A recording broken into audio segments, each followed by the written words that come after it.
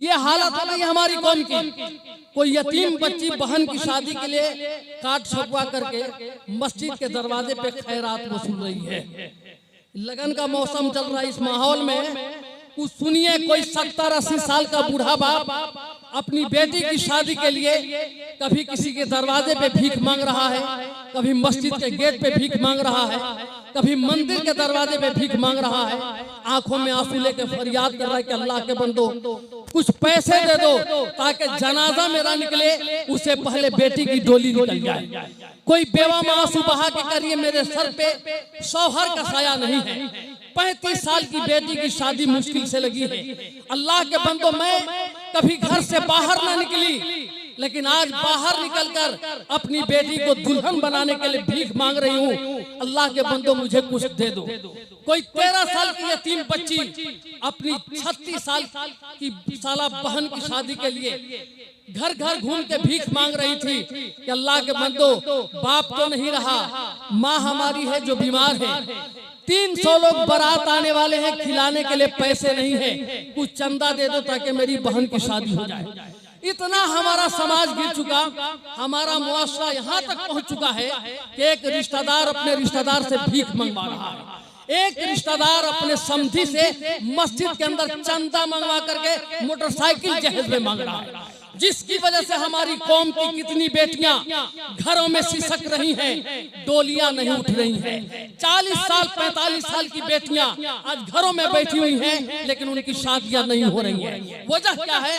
बाप रिक्शा चलाता है तो रात में चूल्हा जलता है, बाप दिहाड़ी पे काम कर रहा है तो घर में खाना पक रहा है, दिन भर मौना चौक पे खड़ा रहता है कि कोई काम पर ले जाए तो रात में बेटियों को खाना खिलाऊंगा, तब उसके घर में खाना बन रहा है। वो कहां से बुलेट देगा, कहां से अपाची देगा, कहां से सोने की चैन देगा, कहां से सोने की वो अंगूठी देगा, कहां से रेमोंड और सियाराम का ब्रांडेड कपड़ा देगा। आज इस लगन में कितनी बेटियों का रिश्ता लगने के बाद कट गया, इसलिए कि वक्त पर बाप ने 50,000 जो नगद देना था नहीं दिया, रिश्ता कट गया। कोई बाप तयशुदा रकम में सिर्फ 10,000 रुपया कम दिया तो रिश्ता कट गया। किसी के दरवाजे से बारात वापस चली गई। आप कॉन्फ्रेंस बना रहे हो, इस्लाह मुआशरा कॉन्फ्रेंस, जरा सा अपने दिलो दिमाग पे दिल पे सोचिए हाथ रख करके, हमारी कौम कहाँ जा रही है। आज एक लड़की का बाप अपनी बेटी की शादी के लिए दर दर की ठोकरें खा रहा है, जमीन बेच रहा है, तब बेटी की शादी हो रही है, सूद पे पैसा मांग रहा है, तब बेटी की शादी हो रही है, बीवी का जेवर बेच रहा है, तब बेटी की शादी हो रही है, ब्लड बैंक में जाकर के अपना खून डोनेट कर रहा है, तब जाकर के बेटी की शादी हो रही है। और ये जहेज का लोभी इंसान सब कुछ निचोड़ लिया अपने समधी का, जमीन बेचवा दी अपने समधी की, उसकी बीवी का जेवर तब बिक गया शादी के लिए। लेकिन जब किसी गरीब की बेटी दुल्हन बन के चली गई, वहाँ भी उसे चैन से खाना नहीं मिल रहा है, सास ताना मार रही है, कभी ससुर रिमांड और ये ब्रांडेड चीजों के लिए डिमांड कर रहा है, कभी ननद गाली दे रही है, कभी देवर बुरा भला कर रहा है। बाप ने जमीन बेच दी बेटी की शादी के लिए, फिर भी ससुराल में आंसू बहा रही है। माँ ने जेवर तक बेच दिया, फिर भी ससुराल में जाके आंसू बहा रही है। वजह क्या है? 5,000 रुपया कम मिला था, 10,000 रुपया देने से समझी ने चुप कर दिया, जिसकी सजा घर में बेटी को मिल रही है। आज हमारी कौम की बेटियां खुदकुशी करने पे मजबूर हो गई, आत्महत्या करने पे मजबूर हो गई, सुसाइड करने पे मजबूर हो गई। याद है आपको 25 फरवरी 2021 की तारीख, जिस दिन साबरमती नदी में आयशा खान नाम की कोई बेटी नदी साबरमती नदी में कूद करके सुसाइड कर रही है। क्या वीडियो बनाई थी वो? बोले कि 2017 में मेरी शादी हुई आरिफ खान से, लेकिन अभी तक मेरी सास मुझे बहू मानने को तैयार नहीं, मेरा ससुर मुझे बहू मानने को तैयार नहीं, मेरा शौहर मुझे बीबी का हक अदा नहीं किया, मुझे बीबी तक तस्लीम नहीं किया। जहेज के लिए मैं मार खाती हूँ, 1.5 लाख रुपया देने के बाद भी मेरा शौहर मुझसे डांटता है, मेरी सास गाली देती है, मेरा ससुर बुरा भला कहता है। आंखों में आंसू लेके घर जाती हूँ ना, तब बाप की आंखों में आंसू आ जाता है। उदास चेहरा लेके घर जाती हूँ तो माँ का चेहरा उदास हो जाता है। सोचती हूँ कि अगर मर जाऊंगी ना तो 2-4 दिन आंसू बहा के बाप चुप हो जाएगा, 2-4 दिन आंसू बहा के माँ चुप हो जाएगी। वीडियो बनाती है, नदी में कूद जाती है, सुसाइड कर लेती है। पूरी दुनिया में वीडियो वायरल हो रही है। एक ईसाई ने कमेंट किया था कि अफसोस ये है कि अब मोहम्मद के गुलामों के घर की बेटियां भी जहेज के नाम पर सुसाइड करने पे मजबूर हो गई। पूरी दुनिया में इस्लाम बदनाम हुआ, मजहब हमारा बदनाम हुआ। दुनिया कहने लगी कि ये मुसलमान जो यतीमों को गले से लगाता था, आज इसकी वजह से एक यतीम बच्ची आंसू बहा रही है। ये कौम जो गरीबों का सहारा बनने के लिए पैदा की गई थी, आज अपने रिश्तेदार का खून निचोड़ रही है। ये कौम जो सरकार की सुन्नत को आम करने के लिए आई थी, यही रसूलुल्लाह की उम्मत पर जुल्म कर रही है। ये कौम जो दुनिया में अखलाक का सबक पढ़ाने के लिए आई थी, आज यही कौम अखलाक की धज्जियां उड़ा रही है। ये कौम जो बेटियों को रहमत का दर्जा देकर इन्हें मोहब्बत करने का सलीका दुनिया को देने आई थी, आज इसी कौम की वजह से एक बेटी दरिया में कूद के सुसाइड कर रही है, पटरियों पे जाकर सोकर अपनी जिंदगी का लीला समाप्त कर रही है। ये कौम कहां चली गई? हम तो सरकार की सीरत लेके निकले थे, हम तो मुस्तफा की सुन्नतों को आम करने चले थे, लेकिन आज हम यहां तक पहुंच चुके हैं कि हमारी कौम की बेटी कोई मजबूर होकर बाप का इलाज कराने के लिए ऑर्केस्ट्रा ज्वाइन कर ले, कोई बेटी माँ का इलाज कराने के लिए मजबूर होकर बुराइयों के अड्डे पर अपनी इस्मत का सौदा कर ले और दावा करते कि मुसलमान हैं, हम हुसैन के चाहने वाले हैं। दावा बेअसल है, झूठी है मोहब्बत तेरी। आज कितनी बेटियां, मैं शहर में रहता हूं छपरा में, मुझे पता है किस वार्ड में कितनी बेटियां कमारी बैठी हुई हैं, रिश्ता नहीं हो रहा, इसलिए कि बाप बुलेट नहीं देख सकता, अपाची नहीं दे सकता, ग्लैमर नहीं दे सकता, सोने की चेन नहीं दे सकता। उन बेटियों पर क्या गुजरता है जब पड़ोस में शहनाई की आवाज होती है, दिल मचल जाता है उसका कि काश मेरे घर भी शहनाई बजती। बाप सुबह से शाम तक दर दर की ठोकरें खा रहा है कि कोई रिश्ता मिल जाए बेटी की शादी के लिए, लेकिन आंखों में आंसू लेके घर की दहलीज पे कदम रखता है। बेटी पूछती है कि अब्बू कोई रिश्ता मिला, आंखों में आंसू लेके बाप कहता है तेरा नसीब है कि गरीब बाप की बेटी हो, मेरा मुकद्दर है कि दिन भर कमाता हूँ तो रोटी मिलती है, कहाँ से गाड़ी खरीद के दूंगा। बाप के दर्द को सुनने के बाद वो बेटी रात के सन्नाटे में घरों से निकलकर सुसाइड कर ले रही है। कितनी बेटियां कमारी बैठी है, कितनी अनमैरिड दुनिया से चली गई और कल खड़ी होगी मुस्तफा की अदालत में।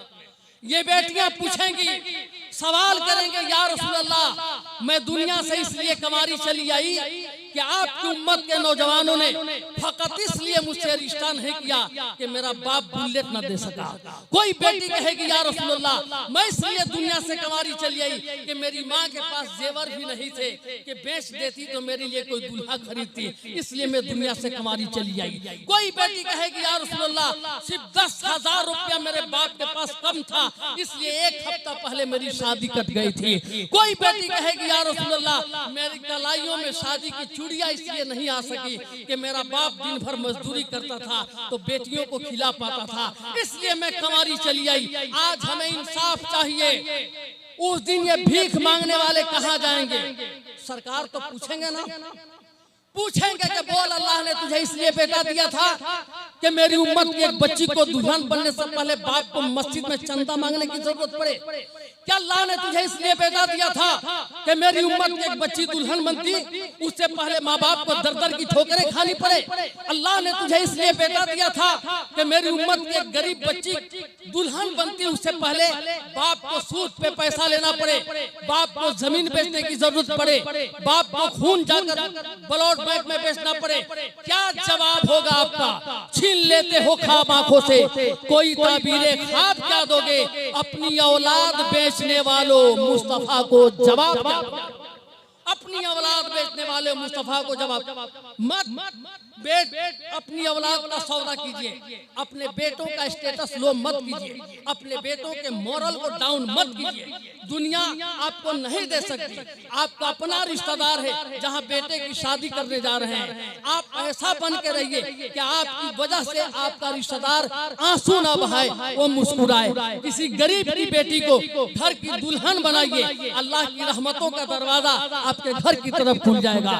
आप ऐसा अमल करके देखिए, कदम कदम पे सहारे उतर के आएंगे, फलक से चांद सितारे उतर के आएंगे। सहारा बन के निकल घर से बेसहारों का, तेरी मदद को फरिश्ते उतर के आएंगे।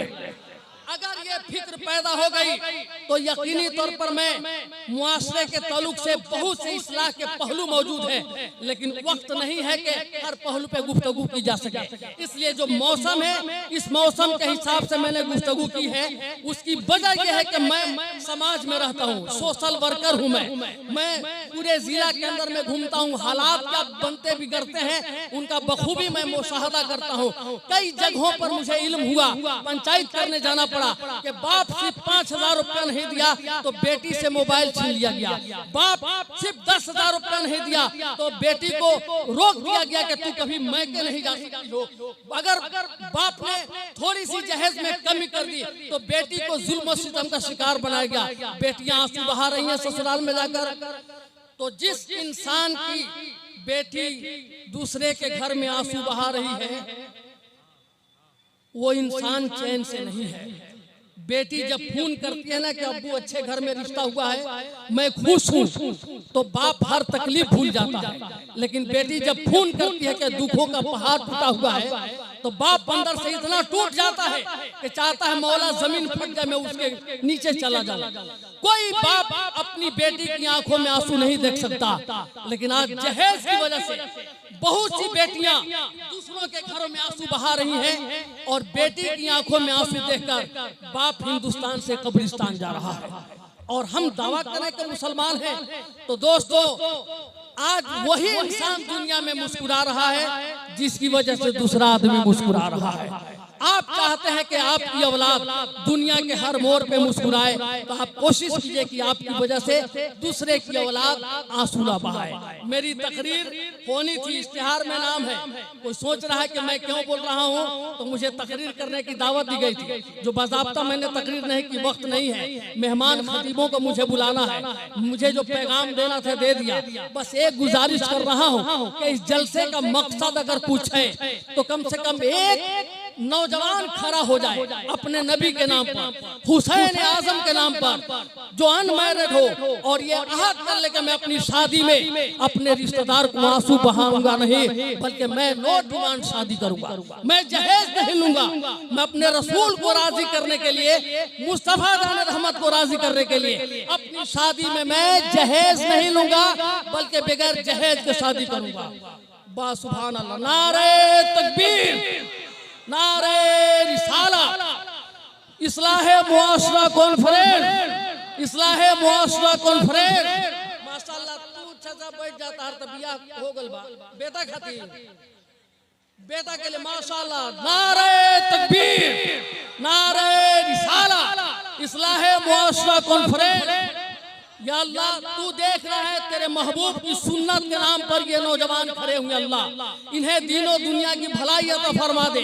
इन्होंने वादा किया है कि अपने ससुराल से कुछ नहीं मांगूंगा। या अल्लाह तू इन्हें इतना दे दे कि ये अपने वक्त का अंबानी से आगे बढ़ जाए। इन्हें दुनिया में करोड़पति बना देना, इन्हें कभी मोहताज न रहने देना। मौला इन बच्चों को इतना दे दे कि ये जिधर जाए उधर बांटते हुए गुजरे, बल्कि इनका हाथ कभी नीचे न रहे, बल्कि हमेशा ये देने वाले रहे। इसलिए कि तेरे महबूब के नाम पर ये बच्चे खड़े, अल्लाह इन्हें कभी घर में कोई कमी ना आए, ये हमेशा बांटने वाले रहे, ये मांगने वाले न रहे बल्कि देने वाले रहे। मैं आप लोगों को मुबारकबाद पेश कर रहा हूँ, मेरा जलसा कामयाब हो गया। इतना बड़ा जलसा अगर एक इंसान सरकार की सुन्नत पर अमल करने के लिए तैयार हो गया तो पूरी मेहनत हमारी वसूल हो गई। इसलिए कि आज हमें यही काम करना है, अपने अखलाक व किरदार के जरिए दुनिया को पैगाम देना है कि जब उम्मत बेमिसाल है तो मुस्तफा भी बेमिसाल होंगे। जब उम्मत का जवाब नहीं है तो नबियों के सरदार का जवाब क्या होगा। यही एक आखिरी बात सुन लीजिए। मुल्क शाम में एक बाजार था, उस बाजार में सिर्फ ईसाइयों की दुकान थी, एक दुकान सिर्फ मुसलमान की थी। शाम का वक्त है, दुकानें बंद हो रही थी। एक यहूदी खरीदार बनकर आया उस मुस्लिम दुकानदार के पास, आके कहा भाई साहब मुझे 5 किलो जौ चाहिए, बेचोगे? कहा जौ तो है लेकिन मैं तुमसे नहीं बेचूंगा। कहा क्यों नहीं बेचोगे? यहूदी हूँ इसलिए। कहा नहीं भाई तुम चला जाओ उस दुकान पे जाके ले। सामने ईसाई की दुकान थी, उस ईसाई की दुकान पर यहूदी गया, जाके 5 किलो जौ खरीदा। लेकिन गुस्सा में फिर मुस्लिम दुकानदार के पास आया, कहा कि मैं यहूदी हूँ इसलिए तूने हमसे जौ नहीं बेचा। नफरत करते हो हमसे, था तो क्यों नहीं बेचे मुस्लिम होगा। कहा कि बात नफरत की नहीं, बात मोहब्बत और हमदर्दी की है। अरे कस्टमर से बेचने में हमदर्दी है कि कस्टमर को भगाने में हमदर्दी। कहा तुमसे नहीं, उस दुकानदार से। वजह क्या है कि सुबह से अल्लाह ताला ने मेरी दुकान पर इतना कस्टमर भेज दिया है कि रात में मेरे बच्चों को भूखे सोना नहीं पड़ेगा। मेरे पास पैसे हैं, घर जाऊंगा तो बच्चे खा कर सोएंगे। लेकिन सुबह से देख रहा हूँ ये दुकानदार बैठा हुआ है, उसकी दुकान पर एक भी खरीदार नहीं पहुंचा है। चेहरा उतरा हुआ इसका। मुझे डर लग रहा था कि अगर ये आज खाली हाथ घर जाएगा ना तो इसके बच्चों को भूखे सोना पड़ेगा। इसलिए मैंने अपना कस्टमर उसकी दुकान पर भेज दिया। अब देख उसका चेहरा कितना मुस्कुरा रहा है। अब वो खरीदारी, वो बिक्री कर रही है ना, अब उसके बच्चों को भूखे सोना नहीं पड़ेगा। ये बात सुनने के बाद यहूदी की आंखों में आंसू आ गए। कहा भाई जल्दी कर, मुझे कलमा पढ़ा दे। कहा इतनी जल्दी क्यों? कहा इतनी जल्दी इसलिए कि जब तेरे किरदार का जवाब नहीं है तो आमना के लाल के किरदार का जवाब क्या होगा। जब तुम इतने अच्छे हो तो मुस्तफा कितने अच्छे होंगे। जिंदाबाद जिंदाबाद।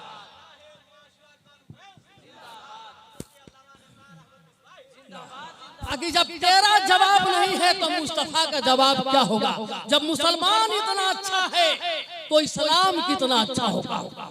इसलिए एक बात मैं उन लोगों से कहना चाह रहा हूँ जो पैसा बहुत रखे हैं और अपनी बेटी की शादी में जहेज देने में इतनी नुमाइश कर रहे हैं कि 10 दिन पहले से दरवाजे पे फ्रिज है, अलमीरा है, सोफा है, कूलर है, लैपटॉप है, कंप्यूटर है, सजा दे रहे हैं कि दुनिया देखे और नाम ले कि फलाना अपनी बेटी को कितना सामान दिया। और शहर में तो ऐसा होता है कि एक छोटी सी बच्ची जाती है, बोलती है कि चलिए फलाना सब सामान जो दे रहे हैं उसे देखने हैं। देखने वाली औरतों की भीड़ जमा हो जाती है, लड़कियां चली जाती है देखने के लिए। और जो बेटी का बाप है इतना सामान दे रहा है ना, वो फूल रहा है अंदर अंदर कि अब तो मेरा नाम फट जाएगा, बड़ा नाम होगा मेरा, दुनिया मेरा नाम लेगी कि बहुत सामान दे दिया। लेकिन अमीर इंसान, जरा तूने सोचा कभी कि सामान देखने जो औरतें आती हैं उनमें कोई बेवा औरत भी तो आई होगी, उसके दिल पे क्या गुजरता होगा। सामान देखने कोई यतीम बच्ची भी तो आ सकती है, उसके दिल पे क्या गुजरेगा कि काश मेरा बाप भी इतना अमीर होता, सर पर मेरे बाप का साया होता तो ये सामान मुझे भी देकर मेरा बाप विदा कर देता। जरा सोच, सामान देखने वाली में कोई ऐसी औरत भी तो आ सकती है जिसका शौहर हॉस्पिटल में जिंदगी और मौत की सांसें ले रहा है, घर में 4-4 बेटियां कंवारी बैठी हुई हैं। उन बेटियों पर क्या गुजरेगा, उन औरतों पर क्या गुजरेगा कि आज मेरे घर में भी दौलत होती तो इसी शानो शौकत से मैं भी विदा हो जाती। दीजिए सामान जितना देना है अपने दामाद को, लेकिन इस रास्ते से दीजिए ना कि किसी गरीब के दिल पे चोट न लगे, किसी का दिल न दुखे। आप कीजिए, खूब नुमाइश कीजिए, लेकिन ख्याल रहे कि आपकी हरकतों से किसी के दिल पे चोट न लगे। अगर आप मुसलमान हैं तो आप कोशिश कीजिए कि आपकी वजह से किसी की आंखों में आंसू नहीं, बल्कि आपकी वजह से किसी के चेहरे पे मुस्कुराहट आ जाए तो आपसे अच्छा कोई इंसान नहीं हो सकता। ये पैगाम दीजिए दुनिया को। आप चलिए तो आपको देखकर दुनिया कहे कि मुस्तफा का गुलाम जा रहा है। जब गुलाम इतना अच्छा है तो जिस आका की पैरवी करता है वो रसूल कितने अच्छे होंगे। हमारे किरदार और अमल से ही दुनिया हमारे मजहब का अंदाजा लगाएगी। अगर मैंने कुछ ज्यादा ही वक्त ले लिया है तो उसके लिए माफी चाहता हूँ। मेरी बात यहाँ से खत्म होती है। अगर कहीं से किसी बात से आपको तकलीफ पहुंची हो तो 2-4 प्लेट ज्यादा पुलाव खा लीजिएगा, लेकिन हम पर तो कोई असर पड़ने वाला नहीं। अगर हमने दौरान गुफ्तगू कहीं से कोई खता की है तो उसके लिए रब की बारगाह में तैब हूँ, अस्तगफिरुल्लाह रब्बी मिन कुल्ली ज़ंबिन व अतूबु इलैह, पढ़े ला इलाहा इल्लल्लाहु मुहम्मदुर